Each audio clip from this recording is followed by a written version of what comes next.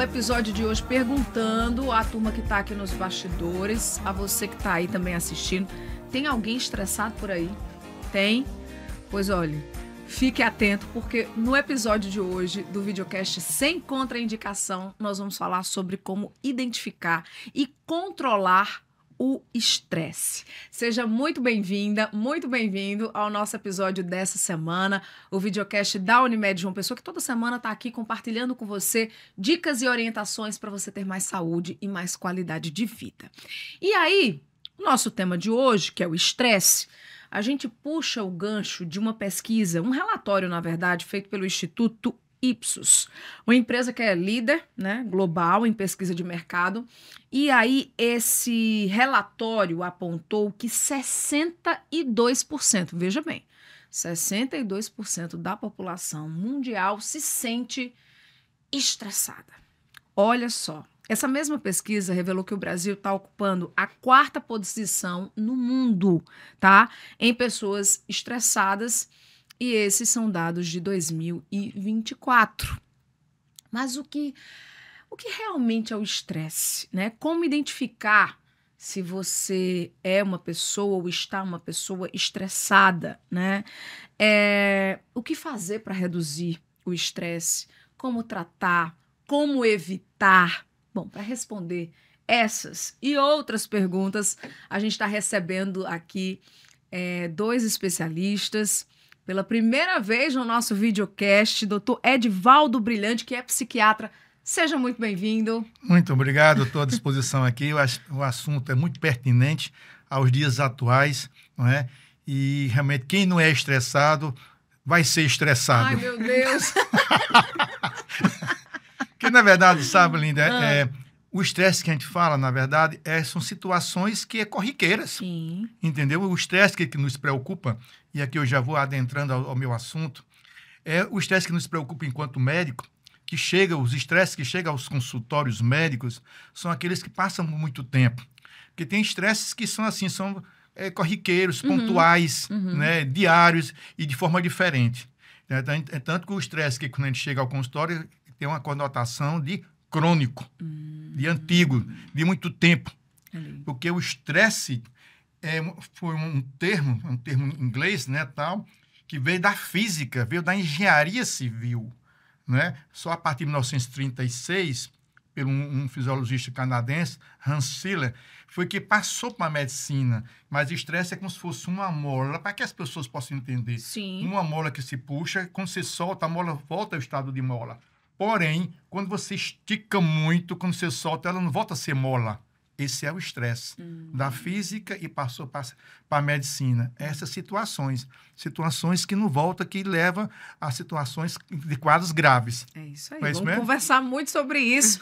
E para colaborar também nessa nossa conversa aqui conosco também, pela primeira vez, doutora Fernanda Pinto, ela que é clínica geral e gastroenterologista.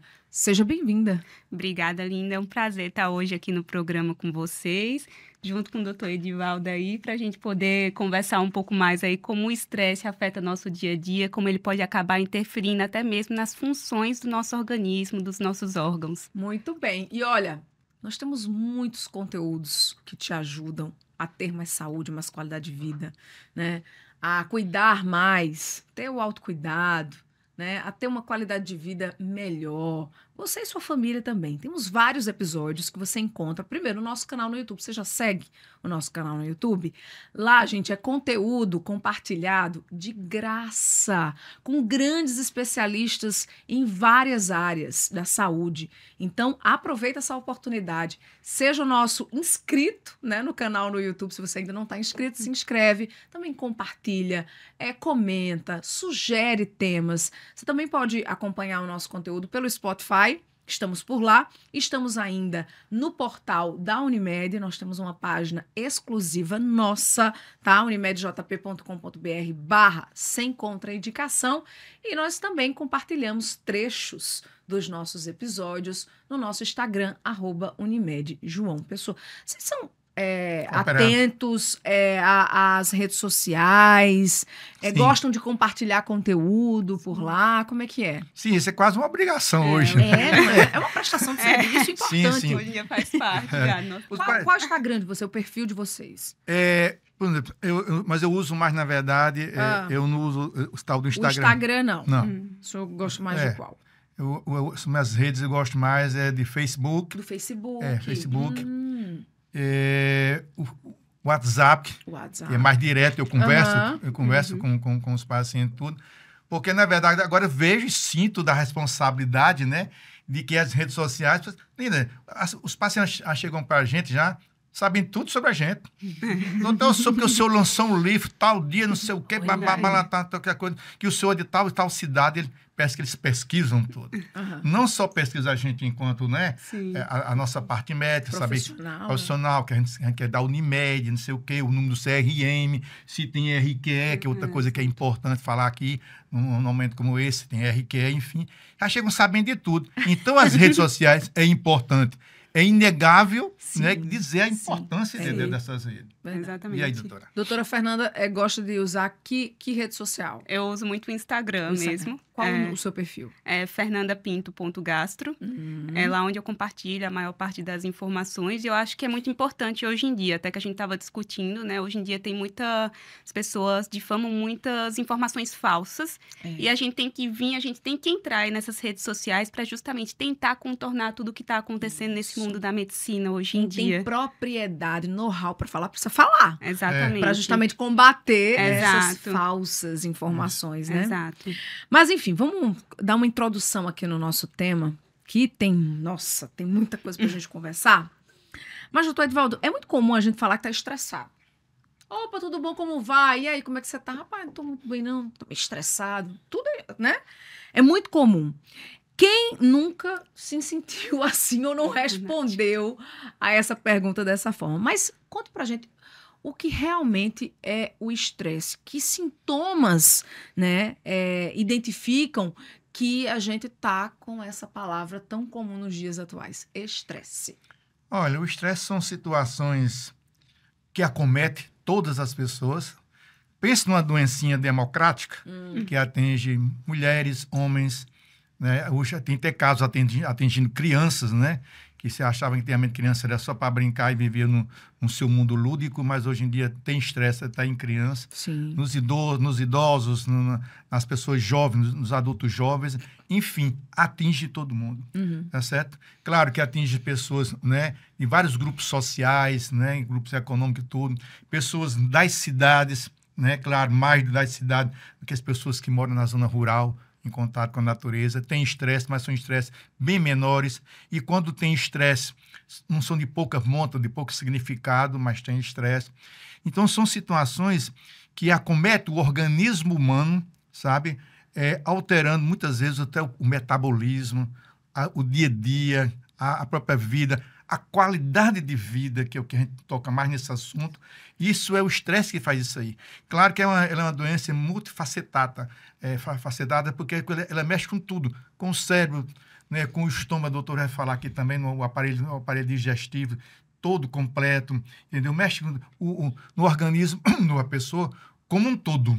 Então, essa parte aí, né, que a pessoa não suporta determinados estímulos negativos, daquela mola que a gente falou. Então, a pessoa não suportando aquilo ali, leva a uma situação de estresse e causando alterações físicas, emocionais, psicológicas no organismo humano, na pessoa humana. Entendi. E o estresse é um problema atual ou sempre existiu na sociedade? Ou é algo que, né, nos últimos anos tem sido? Enquanto termo científico, médico, estamos fazendo 89 anos, né? Que foi em 36, que eu acabei de falar aqui, certo? Mas sempre existiu, né, situações semelhantes ao estresse. Alguns historiadores, os antropólogos e tudo mais, dizem que, sabe, quando o homem desceu das árvores e foi para as cavernas e ficou lá com medo das intempéries, né, do clima e daquela coisa toda, quando se caiu, digamos, um exemplo, eles até citam essa analogia, faz essa analogia. Quando caiu o primeiro relâmpago, entendeu? O primeiro relâmpago e o estrondo que vem em seguida, que é o trovão, né? Causou medo e pânico naquela comunidade e levando pessoas aos estresses. Então, os estresses vêm até desde as cavernas, né? Até os mundos de hoje. Ou seja, das cavernas aos arranha-céus. Ou seja, então são situações, claro, que hoje em dia está melhor estudado, tem várias partes da medicina que atende, né? Já faz parte dentro de um contexto da saúde mental, entendeu? Então, o estresse sempre existiu, mas hoje está sendo melhor diagnosticado. Muitos de vocês aí entra no celular, né? Vai na inteligência artificial, né? Vai no Google e por aí vai. Aí, isso aí eu tenho, que aqui está dizendo aqui que eu tenho que responder de 10 perguntas, se eu tiver 8, eu sou estressado. Aí eles fazem mesmo o autodiagnóstico, que é erro, a gente vai deixar claro isso aqui hoje, que é erro isso aí, entendeu? Então, é desse tipo. Doutora Fernanda, quais são os sinais que indicam que a gente está num nível de estresse, assim, que, né, é prejudicial à saúde? Eu acho que o estresse, como até a doutora Edivaldo falou, né, vai acometer todo mundo em algum momento da vida, sendo que o grande problema é quando esse estresse ele começa a se tornar um estresse recorrente, aquilo que faz parte do seu dia a dia. Sim. Isso daí é o que é o mais preocupante, né? Você pode notar aquelas pessoas que ficam muito irritadas facilmente, pessoas que têm aqueles pensamentos acelerados, preocupação excessiva, e às vezes é uma preocupação que não tem nenhuma causa muito bem definida, você não consegue nem definir por que ele está tão preocupado assim, daquele jeito. Pessoas que acordam no dia, se veem diante de uma série de tarefas, de problemas que vão acontecer durante o dia e acham que vão ser incapazes de resolver aqueles problemas. E daí já começa a ficar estressado no início do dia, antes nem ter acontecido nada. Nossa. E às vezes chega no final do dia, a pessoa conseguiu resolver tudo o que tinha para resolver, mas ela acha que não foi suficiente. Sim. Muitas vezes ela fala assim, mas não foi satisfatória a forma como eu fiz. E ela começa a se julgar a si mesma por conta disso daí. Pessoas que oscilam muito o humor também, que tem hora que fica muito eufórica, tem hora que fica muito triste, tem hora que fica muito irritada, tem hora que fica com muita raiva. Isso daí também é muito comum de ver. E pessoas que muitas vezes ficam frustradas, que não são satisfeitas com a sua própria vida, com seus próprios relacionamentos, com o seu próprio trabalho. E eu acho que são todos sinais assim que a gente já pode começar e ir observando que são pessoas que estão num nível de estresse recorrente, num nível de estresse crônico, que a gente chama, né? Ô, doutor Edivaldo, existe o estresse positivo? Sim, é isso. A doutora está falando aí, eu estava encaixando. Porque, na verdade, quando se fala inicialmente do estresse positivo, é aquele estresse, Salina, que leva ao ser humano como um todo a motivação, sabe? Leva você a produzir, ser proativo, você fazer alguma coisa, tomar uma decisão. Esse é o estresse bom, porque você está diante de um problema ali que lhe obriga a você tomar uma atitude, sabe? Você estudar para um concurso, você fazer um trabalho, né? Você fazer uma tarefa que você tem que fazer, isso é positivo. Um chega até a chamar de eu-estresse, né? Que esse eu quer dizer verdadeiro bom.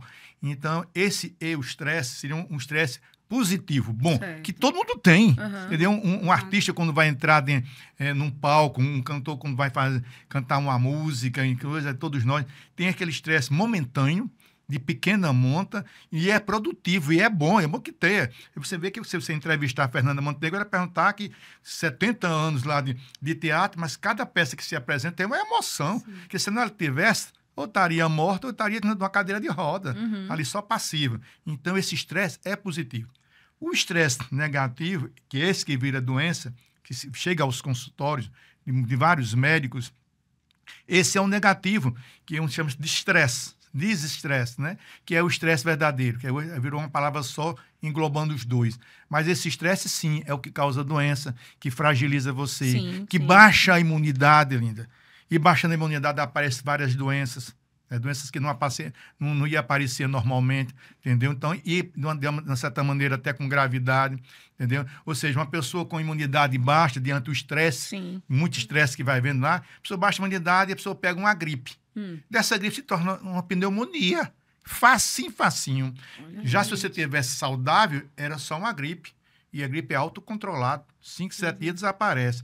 Então, veja a importância do estresse. Entendeu? Não vou dizer aqui que a gente vai curar todos os estresses. A gente não está prometendo cura de estresse. né?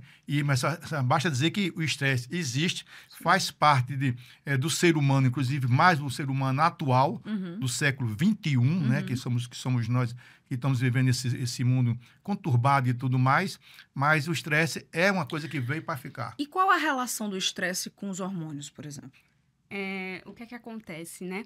Quando a gente está diante de uma situação de estresse, até mesmo assim, aquele estresse bom, como a doutora Edivalda estava falando, a gente tem um aumento de produção de alguns hormônios, como cortisol, adrenalina, noradrenalina.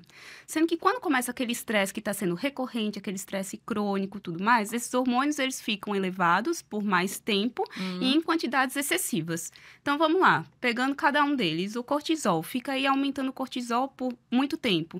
Aumenta muito o quê? O cortisol, o nível de açúcar no seu sangue, lá na frente você pode se tornar um diabético. Cortisol elevado causa muita fadiga, muito cansaço, irritação. Se a gente pega pelo lado da adrenalina, noradrenalina, são liberados em situações de estresse. Às vezes, naquela situação de uma emergência, que é quem vai dar aquela resposta pra gente de luta ou fuga, né? Que a gente fica com uma frequência mais acelerada, fica com a respiração mais ofegante e tudo mais. Enfim, naquele momento agudo. Mas se torna uma coisa crônica, se a gente for pensar, aumenta a frequência cardíaca, aumenta a respiração, aumenta a pressão, causa sobrecarga no nosso sistema cardiovascular. Lá na frente é um paciente hipertenso, vai ser uma pessoa que mais predisposta a infarto. Melatonina também é muito alterada durante o estresse. O estresse ele prejudica a produção de melatonina, que é quem? Que é nosso hormônio do sono. Então, isso aí, se a gente for ver, gera até um ciclo vicioso, porque o estresse prejudica a produção de melatonina, você dorme menos, dorme mal, e aí você fica estressado, prejudica ainda mais, aí fica nesse ciclo toda hora. Exatamente. E tem alguns outros também que não chegam nem a ser hormônios, são neurotransmissores, como serotonina, dopamina, que também pode ter sua produção prejudicada, e daí são hormônios que causariam aquele bem-estar, o prazer, a felicidade, que vão estar em produção prejudicada por conta do estresse. Eu já ouvi gente dizendo que desenvolveu gastrite por conta do estresse. Exato. Tava com queda de cabelo ou algum problema na pele. Tudo isso pode realmente... Muito comum. Faz parte do quadro. Muito comum. Entendeu? Tem algumas atividades, né, que são inerentes ao trabalho da pessoa e tudo, que leva a estresse, por exemplo. Se você reparar, isso é comum, inclusive, no nosso dia lá no consultório, a pessoa quer ter atividade bancária. Caixa de banco. Sim. Catura, cai o cabelo com força. Você pode olhar, quase todos são careca, ou então calvo, alguns lá. Por quê? Porque realmente é uma atividade de ponta, eles estão ali ao atendimento ao público, tem que atender um paciente em 3 minutos e 50 segundos, tudo lá é medido lá, na coisa, em banco, em coisa. Então, atividades que têm contato com o público sob pressão, aquela pressão levando a esse quadro aí que a doutora Fernanda muito bem falou, entendeu? Leva isso aí, cai o cabelo com força. Sabe? Tá alopécia, aquela coisa toda lá, mas cai realmente, isso é verdade. As gastrites, as úlceras, inclusive, alguns relacionados, isso é bem a parte da doutora aí, relacionada exatamente com o lado emocional, que é abalado pelo estresse, mesmo porque a gente sabe, doutora, a questão na formação genética nossa, né, do embrião, tudo, o próprio cérebro tem ligação com o estômago, né, o tubo, aquela coisa toda. Então, muitas vezes que a gente tem patologias psicológicas com reflexo no aparelho digestivo. Então, você diz assim, vamos viajar, agora, pô, dá logo uma diarreia. Eu tenho pessoas da minha família, quando você diz uma coisa assim, coisa lá, a reação imediata é uma diarreia, né? Vai pro meio da... Por quê? Porque é o emocional atingindo o aparelho digestivo. Exato. Gente, e aí eu vou entrar numa parte aqui da nossa conversa, que é justamente as doenças mentais, tá? Quando é que esse estresse, essa correria, esses sinais que a doutora Fernanda estava falando agora há pouco, como é que a gente pode identificar que a nossa saúde mental também está sendo prejudicada, né? Nesse aspecto, nessa correria e nesse estresse do dia a dia, de tantos afazeres, de tantas obrigações, de tantas coisas, ou de algum trabalho, como o senhor falou, para os bancários, vendedores, enfim, pessoas que estão sob pressão o tempo todo? O estresse existe, não podemos negar. Temos que enfrentá-lo, não é? Tem vários mecanismos, né? Que usa. A medicina tem evoluído nessa parte, graças a Deus tem evoluído tudo. Agora, o que a gente vê é o seguinte, a gente tem sempre... Isso é das outras doenças também, das outras patologias, mais específica do estresse é do dia de hoje. É a questão seguinte, quando se mudam determinados comportamentos, né, que a pessoa vem dentro de um quadro, digamos, que ele mesmo se diz, e as pessoas ao seu redor dizem que a pessoa é normal e está normal, tudo beleza.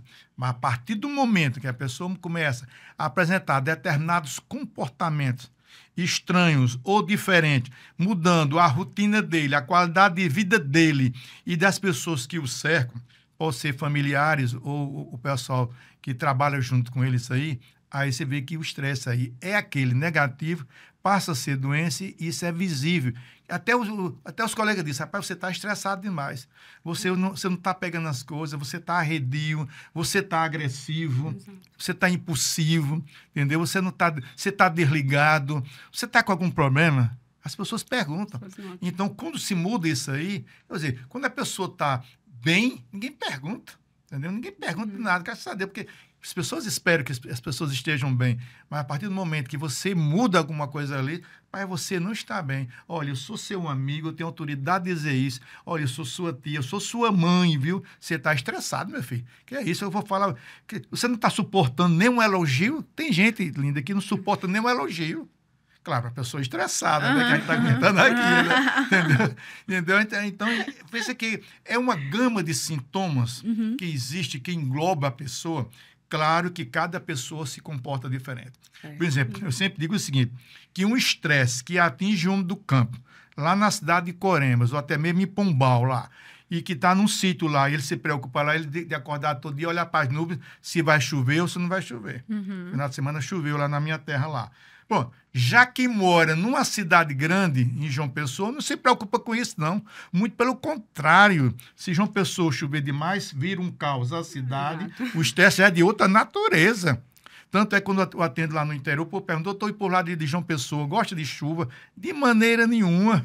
Lá eles não gostam, porque não vai dar praia, vão ter que ficar trancados dentro dos apartamentos, vão para o shopping, entendeu? A cidade alaga, fica um caos, o trânsito. Eles não gostam nem de chuva, não. Eles não têm estresse, não. O estresse dele é de outra maneira com a chuva.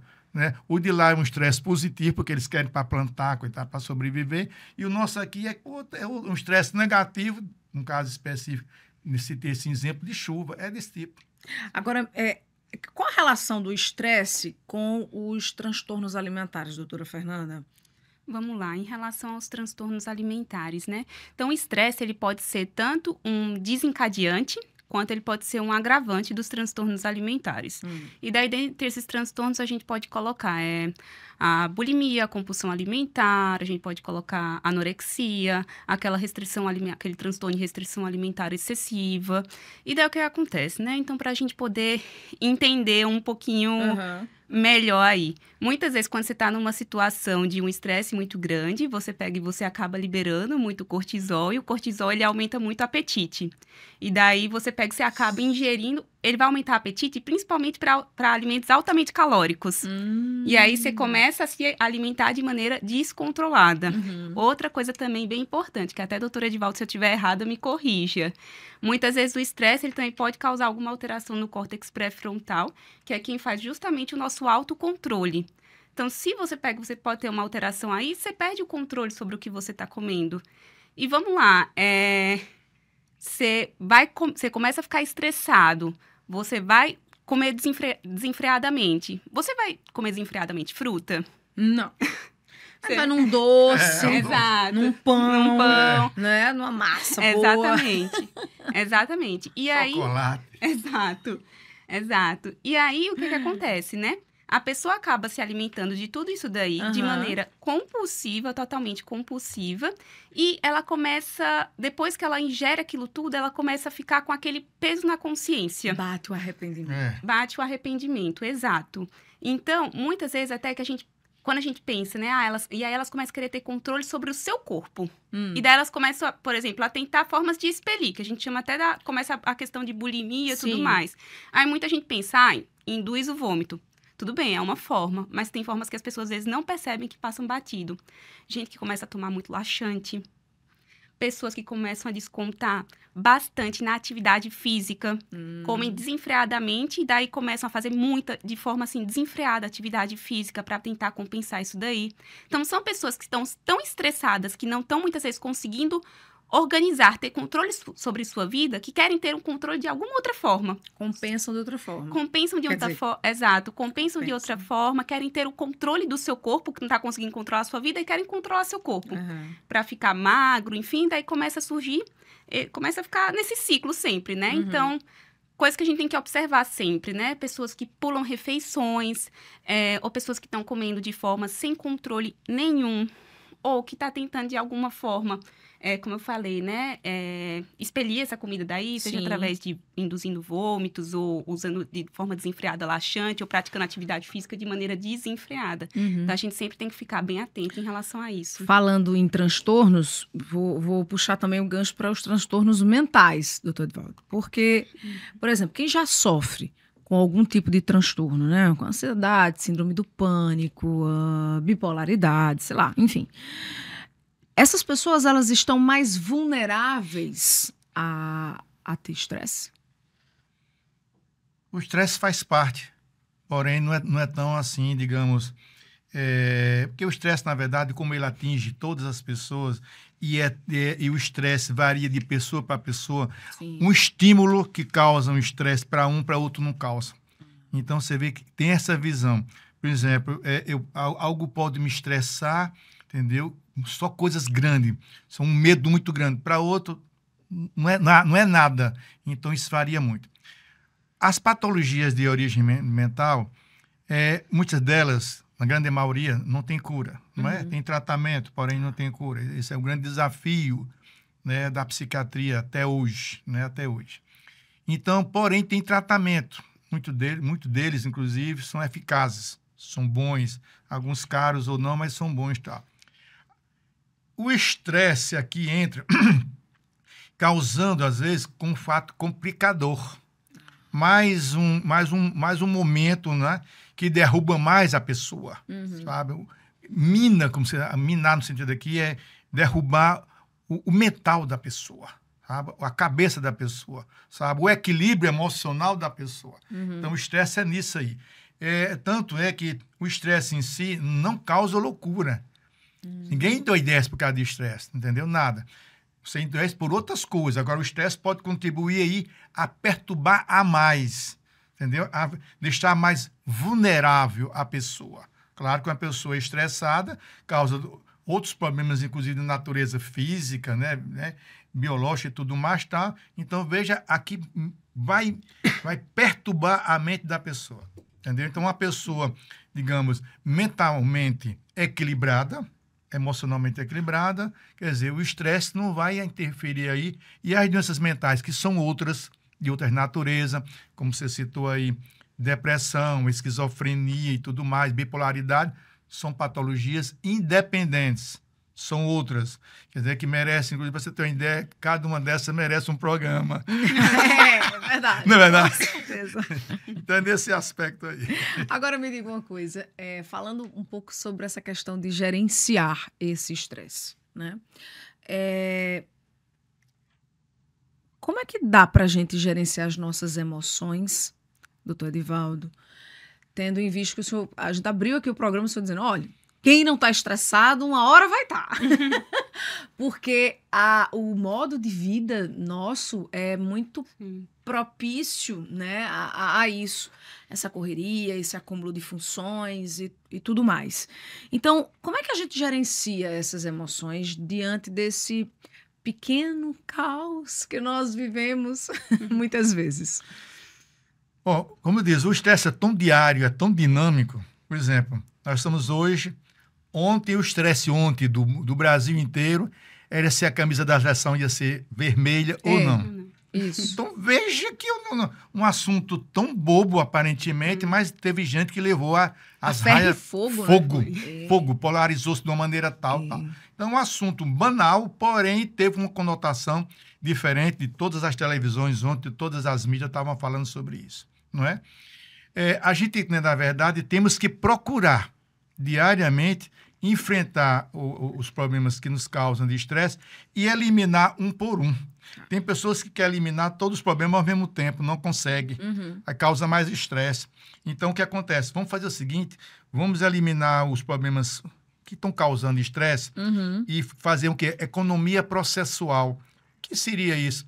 Vamos eliminar os menores, eliminando os menores, deixar os últimos pelo final. Por exemplo, se eu tenho problemas que eu posso resolver hoje com a conversa, com um pedido de perdão, né, com orientação do lar, vamos fazer isso aqui, vamos deixar problemas que eu estou devendo 5 milhões, né, uma pessoa está devendo 5 milhões aí, vamos deixar isso por último, que esse é meio bem complicado, mas problemas que você pode resolver, pedir o perdão à sua esposa, à sua namorada, enfim, né, reconciliar com o seu patrão, visitar uma pessoa amiga sua que está no hospital e você não foi e aquela sua visita é importante.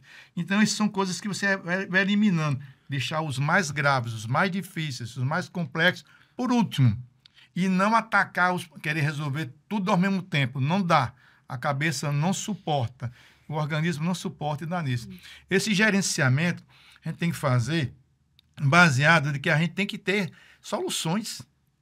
A gente tem, como dizia aquele jogador de futebol da Maravilha, me venha com a problemática que eu venha com a solucionática. Ele até dizia isso aí. Então, doutora, para cada problema existem soluções. Exato. Né? Às vezes, não tem solução nenhuma esse problema, não. Só a morte. Eu disse, sim, só a morte. Mas mesmo assim, para quem crê, até a morte tem solução. Né? A ressurreição que Jesus prometeu. A gente saiu de uma Semana Santa agora, né? Então, veja bem, até nisso, então, todo santo problema tem uma solução. Certo? Então, vamos procurar, será... A primeira coisa, agora o que acontece, que a gente vê no dia a dia, nos consultórios, é muitas vezes, a doutora Fernanda até falou sobre isso aí, é a gente saber identificar os problemas, que às vezes são tantas que as pessoas não sabem. Doutor, ele chega no consultório, doutor, eu digo, diga lá, em que posso ajudar, boa tarde, vamos lá. Doutor, eu não sei nem por onde começar. São tantos problemas que eu não sei por onde começar. Eu digo, pelos menores, deixa os últimos pelos menores, de que se trata? Aí vamos, é o marido, é o filho, é o neto, aí vai até chegar nos mais complexos, entendeu? Então, a gente tem que primeiro identificar os problemas, porque muitas, sabe, voltando à física, que nos deu a palavra estresse, tem uma máxima que diz o seguinte, da física, diz o seguinte, quando se trata a causa, desaparecem os efeitos.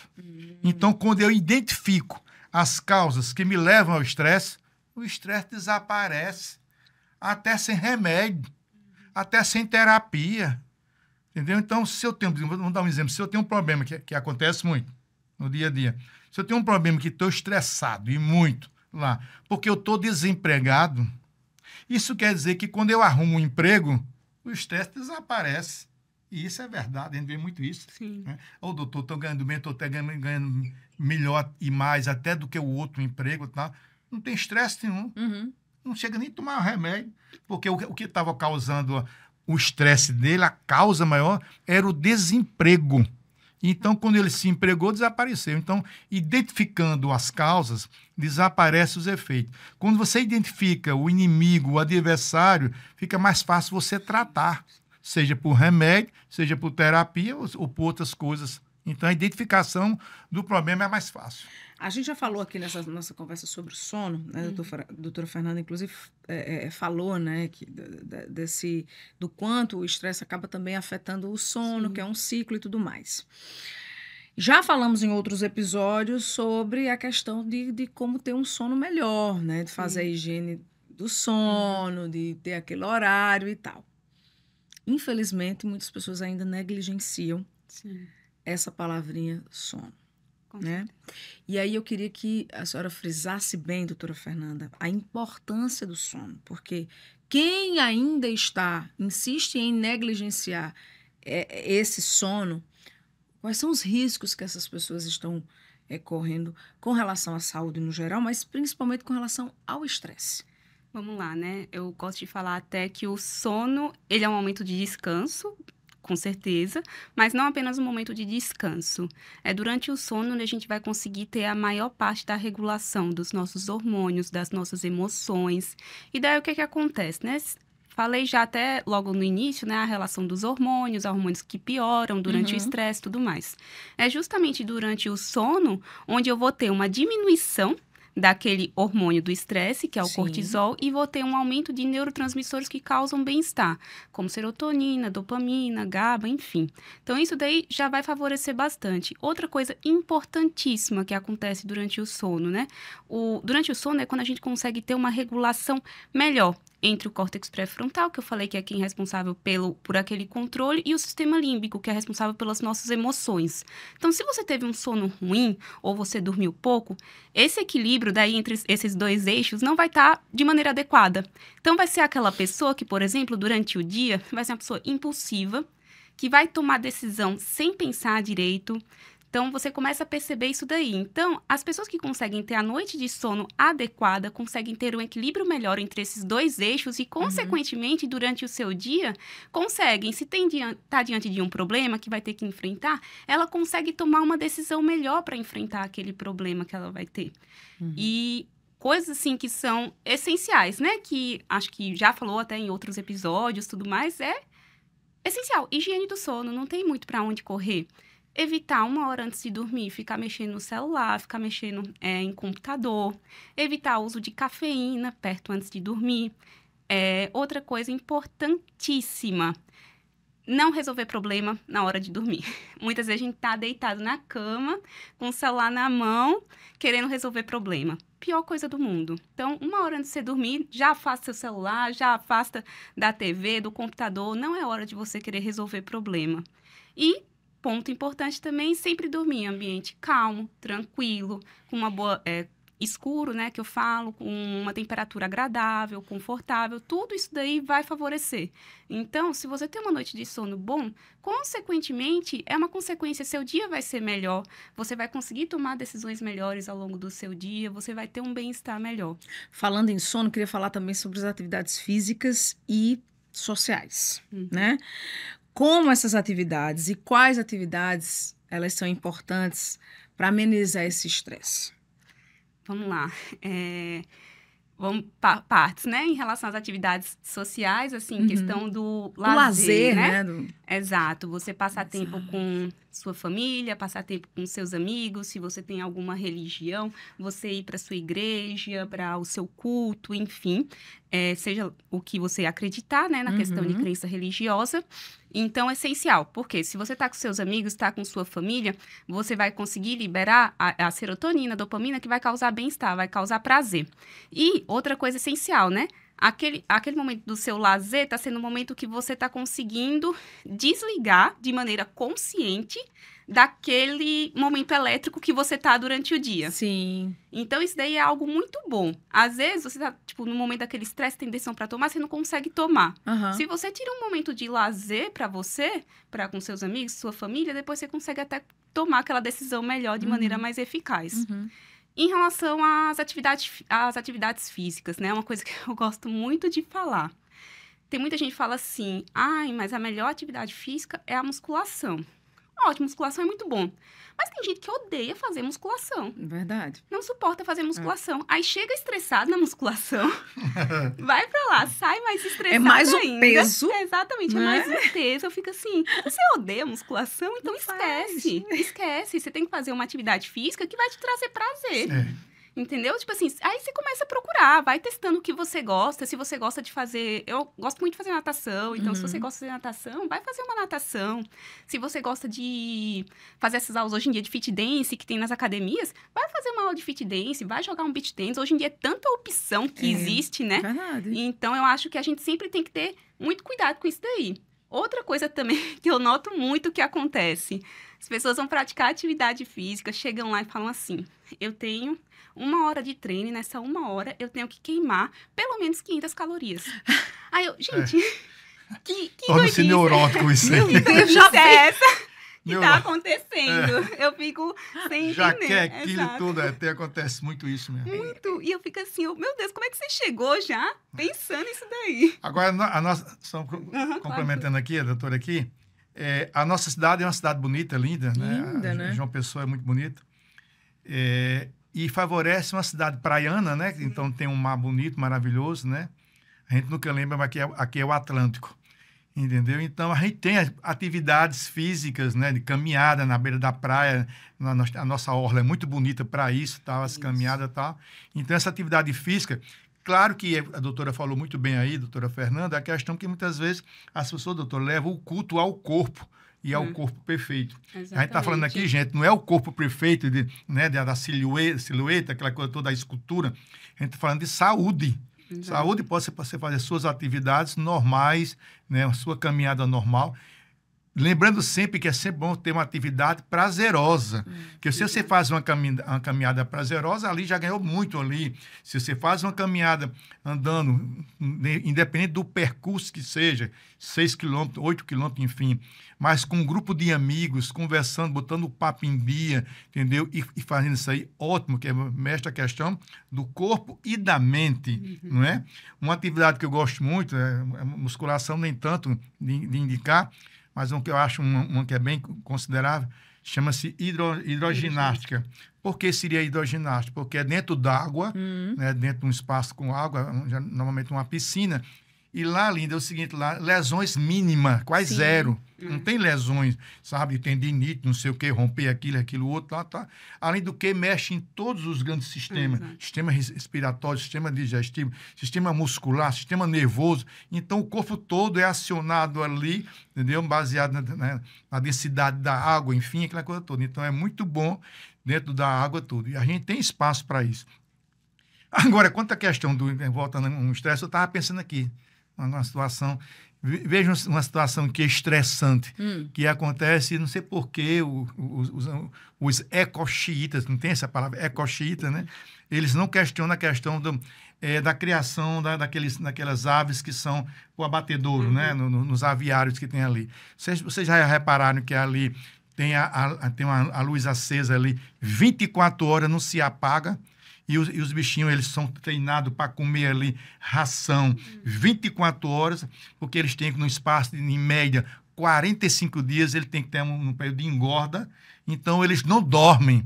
Aqueles frangos que a gente come nos abatedouros, que tem vários aqui em João Pessoa e na Paraíba, aqueles frangos que a gente come ali são frangos altamente estressados, doutora, porque eles não dormem. Então, quem veio, quem já viu, eu já vi, né, eu já presenciei tudo lá. A luz é acesa, grandes luzes de reflexo lá dentro lá, aceso 24 horas. Eles não têm o dia nem noite. Para eles é só dia. Entendeu? Para só dia. Para quê? Para poder eles se alimentarem, dando muita ração, que já é uma questão também complicada. A ração é de hormônio e é artificial. Então, dando ração de manhã, tarde, de noite, e para eles existe a madrugada, que para eles não existe a noite. Só existe dia. Então, são altamente estressados. Você imagina um animal passar 45 dias, em média, sem dormir. Só comendo e defecando. Tá? Só porque, diante do que o senhor comentou agora, eu lembrei da história do bancário, né? Que o senhor citou. Sim. Ô, doutor, para quem tem essas profissões assim, né, bancário, como a gente estava falando, vendedor, quem trabalha em urgência e emergência, né, quem trabalha em situações... Vai chegar nos médicos. Porque a gente vê muitos médicos, demais, inclusive, até né, demais. muitos profissionais da área de saúde, com uma carga de estresse muito grande. Como é que faz para lidar com essas pressões da prática profissional? E isso é complexo. O estresse é inerente a todo mundo, desde no início do programa a gente tem batido sobre isso. E atinge todo mundo e atinge o médico. Eu diria que atinge até a classe da saúde, porque é quem inclui outros profissionais, notadamente as enfermeiras. Isso ficou bem evidente, bem patente durante a pandemia. Isso. Não foi isso mesmo? Muito estresse. Nós perdemos 46 médicos no estado da Paraíba e mais de 800 no Brasil inteiro. Eu mesmo, pessoalmente, perdi 8 pessoas médicas do meu ciclo familiar, dentre eles 2 amigos da minha turma, que nos fará falta agora no meio do ano, quando a gente vai fazer uma festa de aniversário de formatura, 2 não vão estar presentes, que a Covid levou. Pois bem, então de fato complicado, porque aquilo ali é a sua profissão, aquilo ali é o seu ganha-pão, é a sua vida, é o seu lado profissional. Evidentemente que muitas vezes o que ocorre, e o adoecer vem daí, que tem um ditado, Linda, e vocês aí sabem, que nossas vós diziam, quem não pode com pote não pega na rodilha. Isso. Então, se você não tem estrutura médica, a formação médica pode até ter, por exemplo, e não deve escolher uma especialidade que se exija muito emocionalmente isso aí. Por exemplo, eu tenho o perfil de encarar um paciente em crise mental, que já fez isso, inclusive, quando eu trabalhava nos hospitais. Trabalhei em todos aqui de uma pessoa e fui até diretor de 2 hospitais psiquiátricos de uma pessoa, de encarar um paciente em crise. A ponto, inclusive, bom, eu era mais novo, né? Para encarar, dizer para os vigilantes, deixa que eu encaro, eu enfrentava no outro lado, né? Mas eu não tenho perfil, digamos, eu não tenho perfil de trabalhar no SAMU, por exemplo, que lida diretamente com estresse, sempre no máximo, toda hora que faz um chamamento é uma coisa grave, vai chegar lá, vai encontrar uma morte, vai chegar lá, vai encontrar alguém morrendo. Então, eu não me sinto preparado para ser um médico de SAMU. Então, você tem que começar a partir de você se autoavaliar. Boa. Ser sincero com você. Então, você não encara aquilo que não dá para você. Então, eu tiro isso com lá. Por exemplo, tem determinados médicos de UTI, não é? E UTI também eu não daria. Porque lá é o seguinte, lá toda hora lá também tem um sistema, a luz lá é acesa o tempo todo. Lá o paciente não sabe o que é dia, que é noite, que é de madrugada. Isso. Entendeu? E ali sempre está lidando com morte. Casos gravíssimos ali. Toda vez que você tira um plantão, quando chegar no outro plantão, dois foram a óbito, não é isso, doutor? É muito comum lá, exato, 2 foram a óbito e tal. Então, tem esse tipo de coisa. Então, determinadas situações, profissões ou especialidade, tudo, a pessoa tem que saber identificar para poder não ir, sabe? Porque, além do que, a gente tem que fazer uma atividade que não traga prazer. Que aí vem aquele prazer, vem a endorfina, vem não sei o que, coisa boa, enfim, tudo isso aí. Aí o estresse, quando vier, é mais leve, pega leve. É uma amarolazinha, como se diz lá. Agora, se você já não gosta, se torna pesado, tudo mais lá, o estresse, quando vem, é devastador. E aí, uma prática que, infelizmente, é muito comum é a questão do medicamento, né? Muitas pessoas acabam, inclusive, se automedicando. Sei que é proibido a venda sem ter a receita e tal, mas dão um jeito, né? Pede de um amigo, de uma amiga, enfim. Queria que o senhor falasse sobre esses medicamentos. Quando é preciso entrar com um tratamento medicamentoso, né? E esses medicamentos, eles devem ser tomados por quanto tempo? Existe aí uma média que o senhor possa trazer? Olha, os medicamentos existem, são bons, tem de todo preço. Alguns são bem caros, outros bem baratos. Sim. Alguns é distribuído pelo SUS. Se bem pelo SUS, não são de boa qualidade, dizendo logo isso aqui e tal. E que são eficazes, e que são bons, e que são necessários, não é? Muitas vezes os pacientes chegam com muita resistência, ainda tem resistência a tomar medicamento. Isso que é de doido, né? De doido, principalmente os faixa preta. Você vê que muitas vezes é até motivo de piada. Você toma faixa preta, ou até um tempo atrás, diz assim, você está meio agitado hoje, parece que não tomou seu Gardenal. Você brincava isso, né? Que hoje Gardenal nem é de psiquiatria, é de neurologia. Pois bem, então os medicamentos estão aí, o arsenal terapêutico, né, nosso é muito bom. Certo. Muito bom, tal. O que acontece, você viu aí que o Brasil já é o quarto país do mundo em estresse. Pelo andar da carruagem, logo você será o terceiro. Na próxima entrevista que eu vim aqui, ele está em terceiro lugar, entendeu? Diante das coisas que acontecem. Questão da política, questão da insegurança do destino, o destino econômico do país, alterações daquele maluco que está lá nos Estados Unidos, mexendo no dólar e por aí tá. Então, baseado nisso aí, entendeu? Agora, os medicamentos só devem ser usados com parcimônia, só na hora certa, na necessidade. E com relação ao tempo, a questão do tempo é o seguinte, sabe, Linda? É tomar por pouco tempo. Já se entrar no processo de medicamento achando que vai tomar pouco tempo. Que tem um perfil do paciente. A gente tem um perfil. Tem paciente que chega no meu consultório e diz, doutor, eu estou estressado. Me passa um remédio agora, por favor, doutor. Eu sei que é faixa preta. Me passa por pouco tempo. Ótimo. Graças a Deus. Tem paciente que é diferente. Doutor, estou estressado do máximo, meu amigo. Ninguém me aguenta. Me passa um remédio, porque se eu me der bem com esse remédio, eu quero tomar pro resto da vida. Esse é o dependente. esse vai ficar viciado, porque esse antes de tomar, já disse que quer tomar pro resto da vida. Então tem um perfil do paciente com relação a isso aí. Aí isso é complicado o negócio lá. Agora a gente tem que combater. Além do que, quando se sabe, aí voltando ali atrás, Sim. quando a gente sabe a causa, então o medicamento muitas vezes é como a doutora falou aqui há pouco. Quando se sabe a causa ali e vai identificando, o medicamento é só um suporte enquanto a pessoa identifica a causa e resolve. Então, o medicamento tem que ser por pouco tempo. Ninguém quer ver. Nenhum psiquiatra que vai uma mensagem aqui quer tornar paciente viciado, não. Dependente químico de medicação, não. São os leigos que aí fora dizem que a gente passa medicamento, diz que a gente é vendido para a indústria farmacêutica, que não é nada disso. Os medicamentos são por pouco tempo. Eu mesmo disse, quanto menos, né, em menor tempo possível, melhor. Eu sou de cabeça aberta a esse ponto. Agora, enquanto estiver tomando a medicação e dando efeito, vamos resolvendo, vamos levando. É assim. Bom, para além do tratamento medicamentoso, a gente acredita e levanta muito essa bandeira aqui no nosso videocast, que é a gente ter sempre práticas do nosso dia a dia que nos ajudam a ter essa sensação de bem-estar, né? A desestressar, a tirar um pouco dessa pressão da correria do dia a dia. Por isso que a gente tem um quadro aqui que se chama Mente Ativa. E é uma oportunidade também de conhecer um pouco dos nossos convidados, né? O que é que eles fazem para ter mais qualidade de vida, para ter mais bem-estar. Eu vou começar com a doutora Fernanda, que eu já sei que tem várias práticas assim. Ela tem várias atividades que ela costuma fazer para relaxar.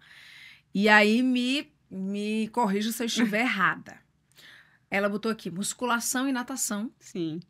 Passar tempo com a família, assistir séries, sair com os amigos, conhecer novos lugares e restaurantes e ir ao cinema. Eu vou começar pelo esporte. Como é que surgiu esse interesse pelo esporte? Quantas vezes na semana você consegue fazer? Enfim. Vamos lá. A questão da natação, acho que desde criancinha, desde que eu praticamente me entendo por gente, meus pais me colocaram na natação, aquele medo de você da criança se afogar, né? Cair na piscina e se afogar. Sim. Mas desde criança eu sou apaixonada pela natação. Morei agora um tempo em São Paulo. Quando eu fui para São Paulo, fiquei um tempo sem fazer e daí acabei retomando lá mesmo. E agora em João Pessoa, voltando para cá, voltei a praticar a natação. Pelo menos 1, 2 vezes na semana eu faço a natação. A musculação, até brinquei, né? Tem gente que odeia a musculação, mas eu gosto. Eu particularmente eu gosto da musculação.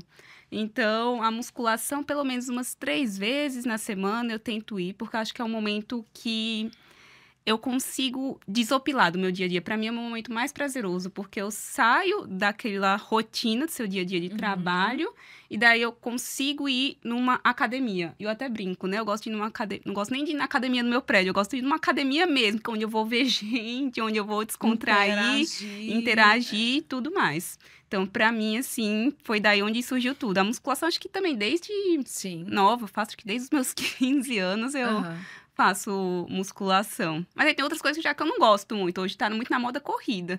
Gente, não me coloca pra correr. Que pra mim não dá, entendeu? Mas eu acho que é isso. Cada um tentando se adaptar. E ela já trouxe aqui essas dicas que ela, inclusive, coloca aí na lista, né, de atividades da vida dela. Já deu a dica aqui pra você também. Pra você, né, poder também trazer aí, fazer a sua parte. Ai, tem uns fotos. Agora que tem um vinhozinho. E daí uma coisa Uma viagem? Foi numa viagem. Pra onde? Que eu fiz pro Uruguai. Foi numa vinícola, né? A Gazon. E eu até brinco, né? Uma coisa muito importante. Eu acho que hoje em dia as pessoas estão muito fissuradas. Eu, como gastro, eu notei muito. As pessoas estão muito fissuradas com a alimentação, fazendo restrições alimentares que são inexplicáveis, assim, que você não consegue entender porque a pessoa tá com tanta restrição. E daí, pessoas, às vezes, querem... deixam de sair com seus amigos para tomar uma taça de vinho. E eu falo, mas gente, por que você tá deixando de fazer isso? Que é uma coisa que te traz prazer, entendeu? O que você não pode é aquilo em excesso. Você pegar e você todo dia ficar tomando uma taça de vinho e essa taça acabar se tornando uma garrafa, entendeu? Isso é que não pode. Mas você sair eventualmente para você tomar um vinho, você comer uma comida diferente, eu não vejo problema nenhum. Inclusive, eu acho que isso aí deve ser até um alerta para as pessoas. Muito bem. Olha aqui também. Que linda! Foi na mesma viagem. Na mesma viagem? Foi. Nossa, que foi lugar Punta del Este. lindo! Foi bem legal a viagem, foi. Uau. Carnaval do ano passado, Bem fiz com minha aproveitado. família. Ah, Show do Paul McCartney. show do Paul McCartney. Muito bom. Foi tá. com minha mãe quando eu morava em São Paulo. Aí com minha família, que a gente sempre vai na igreja, a gente é bem Aqui é na religioso. Perpétuo Socorro. Isso. Tô reconhecendo. Lá no Altiplano. Lá. Exato. Que legal. A gente sempre vai. Aí fazendo trilha. Isso aí foi em Monte Verde. Nossa, A gente fez que uma- linda também essa vista, né? É, uma trilha com a... Tava com minha família também, a Que gente legal. foi. Que legal. Atividades assim em grupo, eu gosto Uhum, também é bom, né? bastante, É é. diferente, sabe? Exato. Rotina. Muito bem. Olha aí. Gostei. Tá bom, meu bem. Ah, né? Tá bom. De Vou tudo um agora, pouco. vou agora pro doutor Edivaldo. O seguinte, ele tem hábitos assim bem interessantes. Ele gosta de ler, ele gosta de escrever, ele gosta de filmes, né? Então eu vou começar falando sobre livros. Que, segundo ele me contou aqui antes da gente começar esse episódio, ele já escreveu 5 livros. 5? É isso? 6, é. Aqui estão 6. 6. 6. Inclusive, eu fui presenteada com um deles, né? Uhum. Que é esse Manual do Coremense. Olha, que eu já soube que está simplesmente numa biblioteca, uma super biblioteca em Washington, nos Estados Unidos. Me conte primeiro sobre essa sua paixão em livros, em ler e escrever, e sobre esse livro que está hoje nessa biblioteca lá em Washington. Linda, desde pequeno eu sempre estudei muito. Tá. Né? Eu era eu sei chamar de CDF, aquela coisa toda, tá, mas não me incomodava. Aham. Eu estudava muito, sempre gostei. Eu vim do interior, Uhum. eu já moro aqui há muito tempo, aqui nessa cidade. Eu amo João Pessoa, Sim. inclusive já recebi o título de cidadão pessoense. Muito bem, olha Com aí. muita honra eu tenho esse título, entendeu? E eu sempre estudei, sempre li muito, e eu sempre fui um amante de história. Parece que eu era um historiador, tal, sei lá, e eu me via sempre quando eu tinha assim, um desejo de ter conhecido na época, mas claro que isso era só em viagem mental da história. A Biblioteca de Alexandria, a maior biblioteca do mundo, Certo. onde tinha, na época, tinha todo o conhecimento até então da humanidade. Essa era a maior biblioteca do mundo.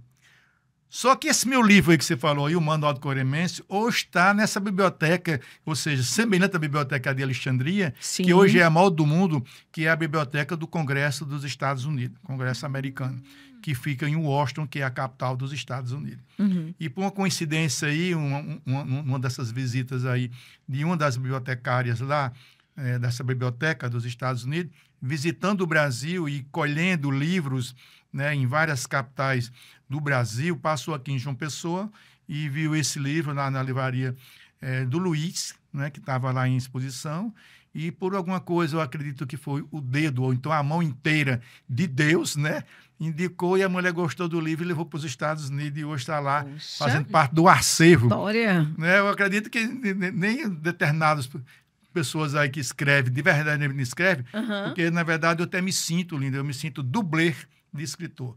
Na verdade, o meu amor é a medicina e a psiquiatria em especial. Entendeu? Então, já estou com 2 livros prontos. Olha. Sim, pra assim, ser sim. lançados. Agora. Entendeu? Tá quase, tá no prelo, como se diz. Então, e era para ser lançado agora em maio, mas vou deixar um para junho e 8 para agosto. O de agosto vai ser em homenagem à minha turma, os 40 anos de medicina, que nós estamos fazendo agora. Que legal. Esse ano nós fizemos a turma do 4º centenário, porque na época João Pessoa estava fazendo 400 anos, Aham. então nossa turma levou esse nome. E o outro, que é também o meu orgulho, e que esse aqui que fala aqui sobre... Esse livro aqui, todos eles estão esgotados, né? Então, são poucos. Esse aqui fala sobre a classe médica, nesse aqui que fala sobre a classe médica e a política, é citado todos os médicos que se envolveram com a política. Todos os deputados estaduais, todos os deputados federais, todos os senadores, todos os vereadores, inclusive de João Pessoa, todos que foram governadores de João Pessoa, da Paraíba, estão nesse livro aí. Então, foi um sucesso maior do mundo isso aí e tal. Nossa. E então, o próximo vai ser também um sucesso, porque também vai ser um prêmio, aliás, uma retribuição minha, né? Certo. Uma parte minha literária com João Pessoa, que me acolheu quando eu cheguei aqui, né? Menino com 11 anos, para morar no Castelo Branco, né? Que é a minha origem é lá do Castelo Branco. Então, essa cidade que me acolheu tão bem, em que depois aqui mesmo eu me casei, me separei e tudo, mas tenho 3 filhos que são pessoenses, então eu contribuí até com a população de João Pessoa, entendeu? Então, aí no próximo livro será, já tem até título, já tudo, Os Médicos na Rua da Capital da Paraíba. Entendeu? Então, aí eu já cataloguei mais de 156 nomes de médicos que têm nomes de ruas, logradouros, prédios e tudo mais, em João Pessoa. Você tem uma ideia, vai ser uma coisa, não tem, é raro, entendeu? Graças a Deus, meus livros são tudo, não vou dizer raro, mas tem um pioneirismo. Esse livro de psiquiatria aqui, o livro de psiquiatria, que é esse aqui do meio, é a história da psiquiatria na Paraíba. Primeiro, isso foi de 98. É o primeiro livro falando sobre uma especialidade médica no estado da Paraíba, adotado, inclusive, na UFPB. Entendeu? Esse aqui da classe médica, ali foi o da minha cidade toda. Voltando a esse que vai ser lançado agora, o das ruas. Entendeu? Se tornou interessante, porque quando eu fui pesquisando, encontrei nomes de médicos que tomam de rua, que a gente nunca teve conhecimento que era médico. Olha aí, tá vendo? A Avenida João Machado era um médico. Ninguém nunca imaginou a Avenida João Machado, uma avenida bonita, muito arborizada, linda, eu acho bonita aquela rua. A Avenida João Machado, ele era médico. Foi governador da Paraíba e médico. E dos bons e simples, que quando terminava o expediente, 5 da tarde, saía dali onde era o Palácio, vinha para ali onde hoje fica ali o próximo ali, o Terceirão, que tinha o pronto-socorro, e ele ia operar e saía a pé, o homem sendo governador do estado. Camilo de Holanda, é uma rua importante ali de trás do Liceu, médico, e por aí vai afora. Então, eu vou dar esse prêmio a João Pessoa, é um presente meu desses anos todos que eu estou aqui nessa cidade, que me acolheu tão bem. Então, eu tenho que também fazer uma coisa por essa cidade. Então, eu vou dar esse prêmio a João Pessoa, com esse título e com essas informações, e juntando o amor que eu tenho por João Pessoa e o amor que eu tenho pela minha especialidade. Muito bem. Nosso episódio terminou. Queria muito agradecer a participação de vocês e por essa condução tão gostosa, que foi falar de um assunto tão sério, preocupante, né, na nossa sociedade, mas de um jeito tão leve. Foi. Muitíssimo. A gente rindo.